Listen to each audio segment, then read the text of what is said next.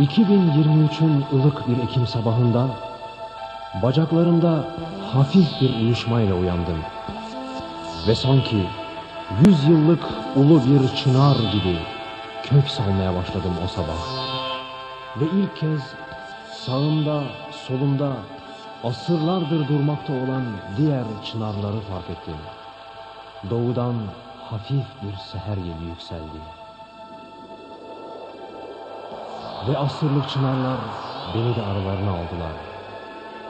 Ve 2023'ün ılık bir Ekim sabahında yeni bir kayaların oğlunun doğuşunu beraberce seyre koyulduk.